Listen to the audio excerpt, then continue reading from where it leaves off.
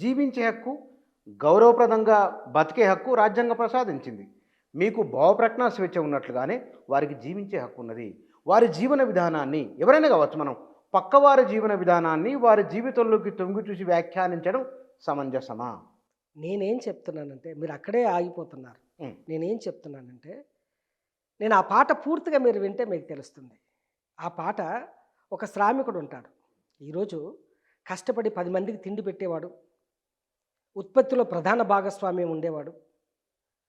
అంటరాని వాడిగా ఊరికి బయట పెట్టారు. సేమ్ టైం పంది ఉంటుంది. పంది ఏంటో మనకేంటి తెలుసు.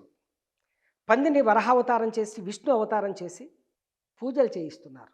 పంది విష్ణు వంట పడిమొక్కుచుందురు, మలము తినటి పందికి మహిమ కలదా, మతిలేని బ్రాహ్మణుల మాయ మాటలు నమ్మి మోసపోదురు మరల మూఢజనులని ఒక కవిత నేనే రాశాను. అవును. మీరు అంటే ఇక్కడ మీరు వెళ్ళకండి, మీరు మొక్కకండి, మొక్కటోళ్ళు మొక్కుకొని వాళ్ళు ఇష్టం. అదే చెప్తున్నాను నేను. ఇక్కడ ఒక సోషల్ సిస్టమ్ డెవలప్ అయిన తర్వాత నువ్వు మొక్కొద్దు, మొక్కకూడదు అనేది ఉండదు. నేనేం చెప్తున్నానంటే ఇక్కడ మా ప్రధాన అంశం ఏంటంటే, ఒక సోషల్ సిస్టమ్ను డెవలప్ చేసి దాన్ని నేటికి కూడా కాపాడుతూ వస్తున్నారు. వేమన 16-17 శతాబ్ద కాలంలో ఒక మాట చెప్పాడు ఆయన. నేను కూడా దీంట్లో ఏం చెప్తున్నానంటే, పాటలో ఏముంటుంది అంటే, ఇంటితనం మంచిదని, ఈ ఇంటోళ్ళు ఆ ఇంటోళ్ళు మంచోళ్ళే, ఇంటితనం మంచిదని ఈడు జోడు వరస కలిసి పెళ్లి కాయము జేయగ పేరు బలం అడగ వస్తే, పిల్లేమో పామంటివి పిలగాడు కప్పంటివి, ఇనుప పాదముంది అత్త ఇంటికి అపశకనమంటివి, శుభమని లగ్నమడుగస్తే ఓ బపనయ్యో, నువ్వు అశుభంగా విఘ్నం చేస్తేవి ఓ బపనయ్యో. ఇంటితలం మంచిదని వరుసలు కలిసి పెళ్లి చేయమని చెప్తే పెళ్లి పెటాకులు చేస్తే ఎట్లా? Scientific reason ఇవ్వగలవా? వేమన అన్నాడు 16 శతాబ్దంలో 17 శతాబ్దంలో, విప్రులెల్ల చేరి వెర్రి కూతలు కూసి సతిపతులను కూర్చ సమతమున మునుముహూర్తముంచ ముండట్ల మోసెరా, విశ్వదాభిరామ వినురవేమా. కాబట్టి నువ్వు చేసేది అన్ని సూపర్ స్టిషియస్ మూఢనమ్మకాలన్నిటి కూడా ప్రజల మీద రుద్ది వాళ్ళ ఆందోళనకు గురి చేస్తున్నావు. వాళ్ళ వ్యక్తిగతమైన జీవితంలోకి చొరబడి ఫస్ట్ నైట్లకి ఈయన ముహూర్తాలు పెడతాడా? ఏ కాలంలో బతుకుతున్నాం మనం? ఒక మాట అంటే మీరు వినడానికి చాలా అద్భుతంగా ఉన్నాయి. మీరు వాగ్దాటి తర్వాత మీరు తీసుకునే ఉదాహరణలు మీరు మీరు చెప్తుంటే బాగా వినాలనిపిస్తుంది. అంటే ఆ శక్తి మీకున్నది. రోడ్డు మీద మనం ప్రయాణం చేసేటప్పుడు ఎడమ వైపున ఒక ఫుట్పాత్ ఉంటుంది, కుడి వైపున ఫుట్పాత్ ఉంటుంది. ఢిల్లీలో నగరంలో అయితే కనుక మోటారు వాహనాలు వెళ్ళడానికి ఒకటి, కార్లు వెళ్ళడానికి ఒకటి, సైకిళ్ళకు ఒకటి దారులు విడివిడిగా ఉంటాయి. ఎందుకు? గమ్యాన్ని సురక్షితంగా చేరుకోవడానికి.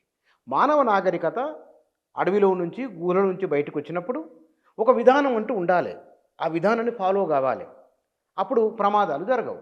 అట్లనే ఓ దేవుడు, ఒక మతము, ఇవి మనిషిని అనైతికం వైపు వెళ్లకుండా నైతిక నియమాల విధంగా తీసుకొని జీవన గమనాన్ని కొనసాగించే విధంగా వచ్చినని ఎందుకు అనుకోకూడదు? తప్పండి. ఇక్కడ విషయం ఏంటంటే, తరచు గుడికిపోయి గునుగుచుండేటివాడు, ఇది నేను చెప్పిన మాట కాదు, కవిరాజు త్రిపుర నేను చెప్పిన మాట. తరచు గుడికిపోయి గునుగుచుండేటివాడు చెడ్డ పాపం ఏదో చేసి ఉండు, అది ఏ వాణిని పట్టి అట్టెంట పీడింప గుడికి పోవునతడు కుప్పుస్వామి అన్నాడు త్రిపురనేని.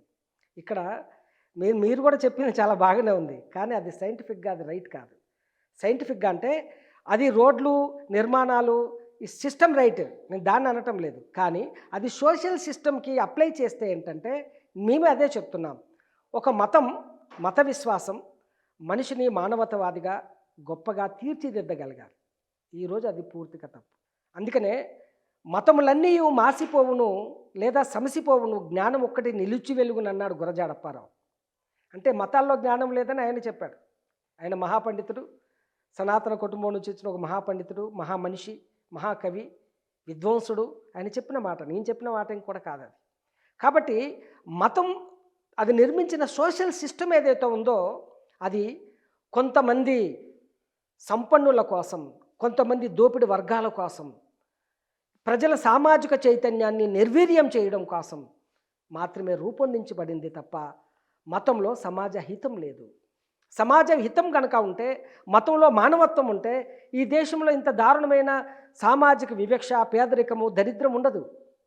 మహాకవి శ్రీశ్రీ అన్నాడు, దేవుడు దోపిడి రూపాయికి బొమ్మ బొరుసు లాంటిది అని. ఈరోజు ఈ సోషల్ సిస్టమ్ గొప్పది అని అనుకుంటే నేటి వరకు కూడా సమాజం ఎందుకు అభివృద్ధి పదంలోకి ముందుకు లేకపోతుంది? దేవుణ్ణి దైవభావం ఉన్నటువంటి వాళ్ళు ఎందుకు అవినీతికి పాల్పడుతున్నారు? ఈరోజు చూడండి లంచగొండలు ఎంతగా బయటపడుతున్నారు. ఒక ఆయనైతే అయ్యప్ప మాలేసుకుని దొరికిపోయినాడు కదా ఏసీపీ వాళ్ళకి. వీళ్ళందరినీ ఇప్పుడు ఒకసారి ఇదే ఒకసారి పోలీస్కి క్లాస్ చెప్తుంటే దాంట్లో ఒక పోలీస్ కానిస్టేబుల్ లేసి డిఎస్పీ గారిని అడిగారు, సెల్యూట్ చేసి ఇన్ఛార్జిని, సార్ ఏదైనా ప్రశ్న అడగొచ్చా? ఆయన అదే చెప్తున్నాడయ్యా, ప్రశ్నలే అడుగుమంటున్నాడు అనగానే వెంటనే కానిస్టేబుల్ ఏమడిగాడంటే, ఈ మధ్య క్రైమ్ రేట్ పెరిగింది అన్నాడు. ఎందుకంటే దేవుణ్ణి ఎవరు నమ్మటం లేదు, దైవభావం ఎవరు లేరు, అందుకనే దేవుడు ఎవరు లేడు కదా అని వీళ్ళు క్రైమ్ చేస్తున్నారని అన్నాడు. నేను ఒకటే మాట చెప్పాను, నేను కరీంనగర్ పోలీస్ అకాడమీ దాంట్లో మాట్లాడినా నేను. అయితే కరీంనగర్ జైలు ఉంది కదా, ఆ జైలుకు పోయి ఒక సర్వే చేద్దాం మనం.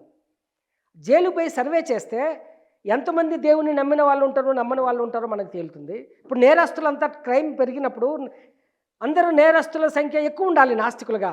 దాంట్లో నేను చెప్పాను 99% దేవుణ్ణి అత్యంతగా నమ్మిన ప్రజలే నీ క్రైమ్ చేసినట్టు కనపడుతుంది. అన్నం చంపినవాడు, తమ్ముని చంపినవాడు, చిట్టీలు ఎత్తి వేసేవాడు, మోసాలు చేసేవాడు, చీటింగ్ చేసేవాడు, వీళ్ళందరూ నీకు అక్కడ దర్శనం ఇస్తారు. ఒక 1% ఉంటే ఉండొచ్చు అని చెప్పాను నేను. కాబట్టి దేవుణ్ణి నమ్మడం వల్ల, పూజించడం వల్ల నేరస్తుల స్థాయిలో నిలబడరు, వీళ్ళు మానవతావాదులుగా ఉంటారంటే అది పూర్తిగా తప్పు, అది పూర్తిగా అన్సైంటిఫిక్ కూడా. ఇంకొక విషయం చెప్తాను మీకు. ఈ ప్రపంచంలో అత్యంత విధ్వంసం ఎక్కడ జరిగిందంటే మతాల మధ్య జరిగిన ఘర్షణ వల్ల జరిగింది. 2 మతాల మధ్య ఐక్యత ఉండదు, 2 మతాల మధ్య ఘర్షణ ఉంటుంది, అది మనకు తెలుసు. ఒక మతంలో కూడా ఐక్యత ఉండదు. కాబట్టి ఇప్పుడు సియా సున్నీ అని 2 తెగలు ఉన్నాయి, ఓడుకొడు చంపుకుంటాడు ఇస్లాంలో. క్రైస్తవుల్లో రోమన్ క్యాథలిక్స్, ప్రొటెస్టెంట్స్ ఉన్నారు, ఒకరికొకరు చంపుకున్నటువంటి చరిత్రలు ఉన్నాయి. శైవులు వైష్ణవుల మధ్య యుద్ధాన్ని మనం చూసాం, చారిత్రకంగా మనం చూసాం. అంతేకాకుండా ఈరోజు మత ఘర్షణల వల్ల ఎవరు చనిపోయారండి? 2002లో గుజరాత్లో జరిగినటువంటి హింసాకాండ, మోడీ ముఖ్యమంత్రిగా ఉన్నప్పుడు జరిగిన హింసాకాండ ఏంటి? 3000 మంది ముస్లింలను అత్యంత దారుణంగా చంపారు.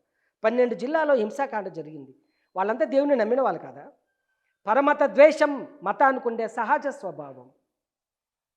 మతాలు ఉన్నంతకాలం ఘర్షణ ఉంటుంది, మతాలు ఉన్నంతకాలం విధ్వంసం ఉంటుంది. మీకు సొంత ఇల్లు లేదు, మీకు బండి లేదు, ఎందుకు? బహుశా మీ వాక్యాభ్యాసం బట్టి నాకు అర్థమైంది, మీకు పాపభీతి లేదు, ప్రాణం మీద తీపి లేదు.